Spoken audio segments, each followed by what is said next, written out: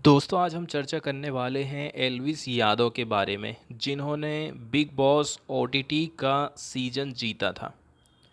अब ये काफ़ी फेमस व्यक्ति रहे हैं यूट्यूब में, खास करके युवा लोग इनको बहुत ज़्यादा फॉलो करते हैं। 14 मिलियन इनके सब्सक्राइबर हैं यूट्यूब में। नॉर्मली बताया जाता है, मैंने तो कभी देखा नहीं हूँ, हंसी मजाक वाले वीडियो ये अपलोड करते रहते हैं। इसके साथ साथ में कुछ कुछ वीडियोस ये सांपों को लेकर के अपलोड करते रहते हैं, सांपों के साथ में वीडियो बनाते हैं।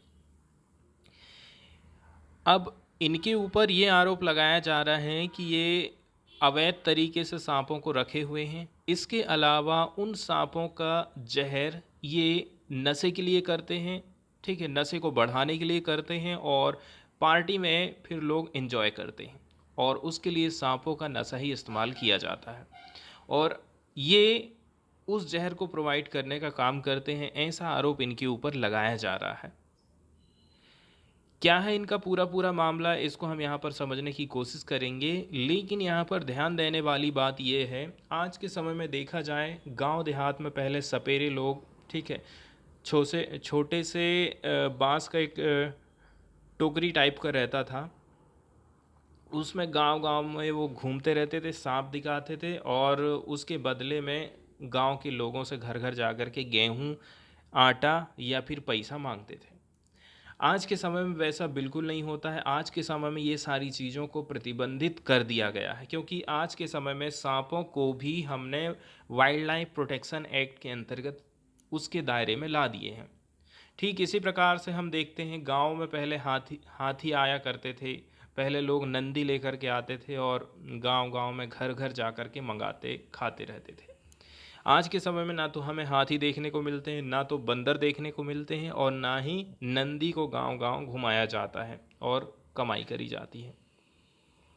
ठीक इसी प्रकार से सांपों का जो यूज़ है, ठीक है, यहाँ पर अब प्रतिबंधित कर दिया गया है। हालांकि ये चीज़ संभव है कि यदि कोई चीज़ रिसर्च के लिए हो रही है, वैज्ञानिक लोग यदि कोई रिसर्च कर रहे हैं, तो उस समय चीज़ों को अलाउ किया जा सकता है। लेकिन इस प्रकार से यदि सांप के जहर का मिसयूज़ किया जाएगा तो ये बिल्कुल भी अलाउ नहीं किया जाता है और ये कानूनन जुर्म है।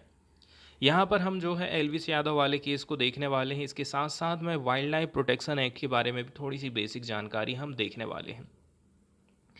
तो बिग बॉस के जो विनर हैं एल्विस यादव, इनका नाम भी एफआईआर में दर्ज किया गया है। देखिए इन्होंने जो जीता था, कहना चाहिए बिग बॉस का खिताब, तो बिग बॉस का खिताब इन्होंने जीता था 15 अगस्त 2023 को। 24 साल के एल्विस यादव ने बिग बॉस ओटीटी 2 का विनर बनकर के एक बड़ी मिसाल कायम कर दी थी। एल्विस ने इतिहास रचने के साथ शो का मौसम ही बदल डाला था। पिछले 16 सालों में एल्विस पहले ऐसे वाइल्ड कार्ड हैं जिन्होंने विनर का खिताब अपने नाम किया है। तो ये तो थी ये बात कि इन्होंने कब बिग बॉस का शो जीता था। मैं तो उतना ज़्यादा अब देखता नहीं हूँ, इसलिए थोड़ी सी जानकारी हमने यहाँ पर देख लिए हैं। तो जो बिग बॉस विनर है एल्विस यादव, एफआईआर में इनका नाम दर्ज किया गया है एंड पुलिस ने उस समय एक्शन लिया था जब animal welfare society, animal welfare officers, जो कि पीपुल फॉर एनिमल्स के लिए काम करते हैं, जो कि एक ऑर्गेनाइजेशन है, इसको चलाते हैं लोकसभा के एमपी मेनका गांधी। इन्होंने कंप्लेंट दर्ज करी थी पुलिस को कि देखिए गलत तरीके से सांपों का यूज़ किया जा रहा है, उनके जहर का यूज़ किया जा रहा है, ठीक है, नशा करने के लिए, और उस नशे का प्रयोग फिर रेव पार्टियों में किया जाता है, फार्म हाउस में, डांस पार्टियों में उसका इस्तेमाल किया जाता है। यहाँ पर विदेशी लड़कियाँ बुलाई जाती हैं, इसके साथ साथ में उनको भी ये जहर दिया जाता है नशा करने के लिए। तो गौतम बुद्ध नगर पुलिस स्टेशन ने फ्राइडे के दिन अरेस्ट कर लिया है 5 लोगों को और इनका कनेक्शन बताया जा रहा है रेव पार्टी गलत तरीके से ऑर्गेनाइज की जाती है बिग बॉस के winner and YouTuber Elvis Yadav की तरफ से, जहां पर प्रोहिबिटेड स्नैक्स, ऐसे स्नैक्स जिनका हम यूज़ यहाँ पर नहीं कर सकते हैं, इसके साथ साथ में उनके वेनम का यूज़ किया जाता है, ठीक है, एक बैंकेट हॉल में सेक्टर 51 नोएडा की ये बात बताई जा रही है। इसके बाद बोला जाता है कि पुलिस ने रिकवर किया था, मतलब जब्त किया था 9 स्नैक्स को, जब रेड डाली गई थी। एक इन्वेस्टिगेशन अभी इसमें चल रहा है। इसके साथ साथ में यदि हम अदर देन 5 अरेस्टेड पीपल की बात करें तो छठवां व्यक्ति एल्विस यादव है इस एफआईआर में।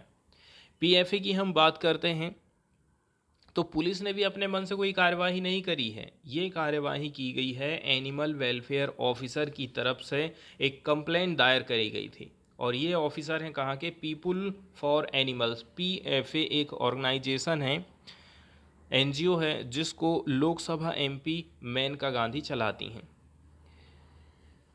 बताया जा रहा है कि हम लोगों को ये इन्फॉर्मेशन मिला था कि जो यूट्यूबर हैं जिनका नाम एल्विस यादव है, वो वीडियो शूट करते हैं स्नैक्स के साथ में, स्नैक वेनम के साथ में, इसके साथ साथ में लाइव स्नैक्स के साथ में, नोएडा एंड एनसीआर के फार्म हाउसेस में।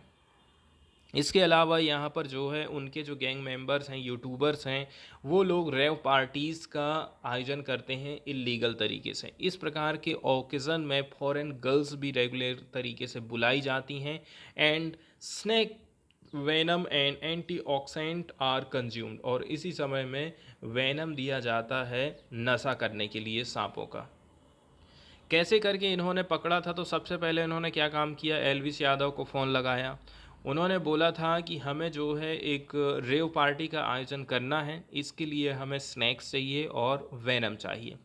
एल्विस यादव ने बोला ठीक है, हो जाएगा, आप राहुल से बात कर लीजिए। राहुल से कांटेक्ट किया गया और राहुल से कांटेक्ट करने के बाद उन्होंने बोला कि आपको इस एड्रेस में आना है। तो उस समय में आप देखेंगे कुछ सपेरे सांप लेकर के, इसके साथ साथ में जहर लेकर के, कुछ सांप तो ऐसे हैं जैसे कि कोबरे तक का जहर आपको यहाँ पर देखने को मिला है। इसके बाद वहाँ पर सारे लोग, पुलिस वाले लोग जो है, फॉरेस्ट वाले लोग हैं ना, नॉर्मल कपड़ों में थे, अपनी ड्रेस में नहीं थे, और इस प्रकार से उन्होंने छापेमारी करी और इस जांच पड़ताल को अंजाम दिया था। इनके ऊपर जो धारा लगाई गई है, इनमें सबसे प्रमुख जो धारा है वो है वाइल्ड लाइफ प्रोटेक्शन एक्ट 1972। अब वाइल्ड लाइफ एक्ट 1972 के बारे में थोड़ी सी यहाँ पर हम जानकारी देख लेते हैं बेसिक। तो जो वाइल्ड लाइफ प्रोटेक्शन एक्ट 1972 है, इसके माध्यम से हम हमारे देश के जो जीव जंतु हैं उनको प्रोटेक्ट करने का काम करते हैं, जो तेज़ी से कहना चाहिए ख़त्म होते जा रहे हैं। तो जो वाइल्ड लाइफ प्रोटेक्शन एक्ट 1972 है, ये लीगल फ्रेमवर्क तैयार करता है जिसके माध्यम से हम अलग अलग जो species of wild animal and plant है उसको प्रोटेक्ट करने का काम करते हैं। उनका जो हैबिटाट है उसको हम मैनेजमेंट करने का काम करते हैं, रेगुलेट करने का काम करते हैं, एंड हम कंट्रोल करते हैं वाइल्ड एनिमल के ट्रेड को, प्लांट के ट्रेड को, and products made from them. इनसे कोई भी चीज़ यदि बनाई जा रही है तो उनको रेगुलेट करने का काम भी 1972 के कानून से ही किया जाता है। इसके अलावा बोला जा रहा है कि इस कानून के अंतर्गत प्लांटों को कुछ शेड्यूल किया गया है, शेड्यूल लिस्ट में डाला गया है, एनिमल को कुछ शेड्यूल लिस्ट में डाला गया है, that are afforded varying degree of protection. और ये लिस्ट बताती है कि किसको हमें कितना प्रोटेक्शन देना चाहिए, उस हिसाब से इनकी लिस्ट तैयार करी गई है एंड टाइम टाइम में गवर्नमेंट के द्वारा इसकी मॉनिटरिंग करी जाती है।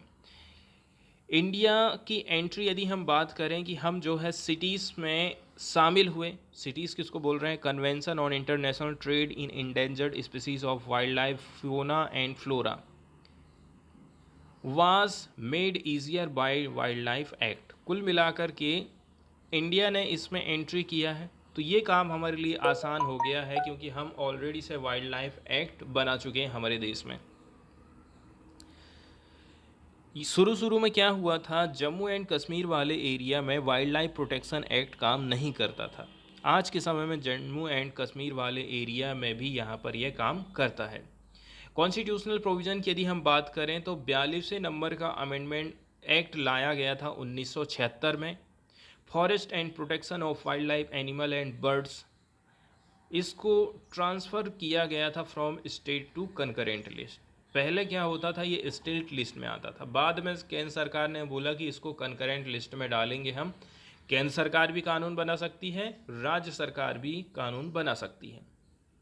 इसके अलावा आर्टिकल 51 AG की बात करें, कॉन्स्टिट्यूशंस का ये आर्टिकल बोलता है कि ये सरकार की फंडामेंटल ड्यूटी है, ठीक है, ये प्रत्येक सिटीजन की ड्यूटी है कि आप प्रोटेक्ट करेंगे, इम्प्रूव करेंगे नेचुरल इन्वायरमेंट को, इसमें इंक्लूडिंग है फॉरेस्ट एंड वाइल्ड लाइफ। आपको फॉरेस्ट को भी बचाना है, वाइल्ड लाइफ को भी बचाना है, आर्टिकल 51 AG ये बोलता है। आर्टिकल 48 में कुछ कुछ चीज़ें दी गई हैं, directive principle of state policy हैं, जिसके माध्यम से, ठीक है, स्टेट को बोला जाता है कि आप प्रोटेक्ट करिए, इम्प्रूव करिए इन्वायरमेंट को एंड सेफगार्ड करिए forest and wild life of the country को। वहीं यदि हम इस एक्ट की बात करें तो इसमें अलग अलग शेड्यूल बनाए गए हैं। जैसे कि शेड्यूल फर्स्ट की बात करें, इसके अंतर्गत इंडेंजर्ड कैटेगरीज की स्पीसीज रखी जाती हैं, जिनको बहुत ज़्यादा रिगोरस प्रोटेक्शन देने की हमको ज़रूरत है। यदि देखिए इस कैटेगरी में जो भी जीव जंतुओं को रखा गया है, आप उनका ट्रेड करते हैं, अवैध शिकार करते हैं, तो इसके लिए हार्सेस्ट पेनाल्टी और हार्सेस्ट पेनाल्टी का यहाँ पर प्रावधान किया गया है। तो कुछ कुछ स्पीसीज़ हैं इस शेड्यूल के अंतर्गत जिनको प्रोहिबिटेड किया गया है कि आप इनका शिकार नहीं कर सकते हैं पूरे इंडिया में, except under threat to human life और in case of disease that is beyond recovery. यदि किसी जानवर को कोई रोग हो गया है या फिर कोई जानवर किसी इंसान के लिए खतरा बन गया है, तब जैसी कंडीशन छोड़ दीजिए, नहीं तो किसी भी कंडीशन में आप शिकार नहीं कर सकते हैं। कुछ कुछ एनिमल्स हैं जिनको इसके अंतर्गत लिस्टेड किया गया है, जैसे कि black buck, snow leopard, Asiatic cheetah. इसके बाद सेकेंड शेड्यूल की बात करें, इसके अलावा इस सेकंड लिस्ट में भी हाईएस्ट कहना चाहिए प्रोटेक्शन दिया जा रहा है और इनका ट्रेड यहाँ पर भी प्रोहिबिटेड किया गया है। इसमें बहुत सारे जीव जंतु हैं, जैसे कि Assamese macaque, Himalayan black bear and Indian cobra. और आप देख लीजिए शेड्यूल सेकंड में इंडियन कोबरा को रखा गया है और इसका कहना चाहिए ट्रेड हो रहा है, खरीदी बिक्री हो रही है, उसके जहर की खरीदी बिक्री हो रही है, उसके जहर को नशा के लिए यूज़ किया जा रहा है। इसके बाद second, third and fourth schedule भी है। ऐसी स्पीसीज़ जो कि इंडेंजर्ड कैटेगरी में नहीं आती हैं, उनको हमने थर्ड और फोर्थ की शेड्यूल में रखा गया है। इसमें इंक्लूडेड है कुछ कुछ protected species with hunting prohibited, but the penalty for any violation is less compare to the first two schedule. ऊपर ज़्यादा पेनाल्टी लगेगी, शेड्यूल थर्ड और फोर्थ वाले यदि कोई जानवर को आप नुकसान पहुंचाते हैं तो थोड़ा सा कम पेनाल्टी आपको भरना पड़ेगा। इसके अंतर्गत चीतल है जिसको स्पॉटेड डियर बोल रहे हैं, भारल है, ब्लू शीप है, हाइना है, सांभर मतलब डियर है। वहीं यदि हम चौथे नंबर के शेड्यूल की बात करें तो flamingo, hare, falcon, kingfisher, magpie and horseshoe crab भी इसमें शामिल किए गए हैं। वहीं यदि हम शेड्यूल 5 की बात करें तो देखिए कुछ एनिमल ऐसे हैं जिनको हमने शेड्यूल 5 में रखे हैं एंड ये जो हैं स्मॉल वाइल्ड एनिमल्स हैं जो कि डिसीज़ को कैरी करते हैं, इसके साथ साथ में ये लोग प्लांट्स और फूड को ख़त्म कर देते हैं, ठीक है। ऐसे एनिमल का शिकार किया जा सकता है। इसमें 4 स्पीसीज आ जाती हैं वाइल्ड एनिमल्स की, common crows, fruit bats, rats and mice आ जाते हैं। शेड्यूल 6 की बात करें तो ये कुछ रेगुलेशन प्रोवाइड करता है in the cultivation of a specified plant. किसी स्पेसिफाइड प्लांट की आप कल्टीवेशन कर सकते हैं कि नहीं कर सकते हैं, इसके लिए रेगुलेशन किया गया है एंड रिस्ट्रिक्ट किया जाता है इसके पोजीशंस को कि आप इनको नहीं रख सकते, इसकी सेल नहीं कर सकते, ट्रांसपोर्टेशन का काम नहीं कर सकते हैं।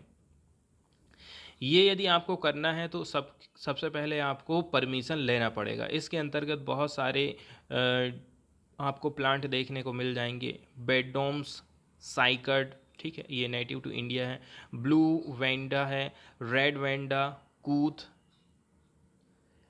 Sleeper orchid and pitcher plant कुछ ऐसे हैं जिनकी खेती करने से पहले आपको थोड़ा सा प्रायर अनुमति लेने की ज़रूरत पड़ेगी।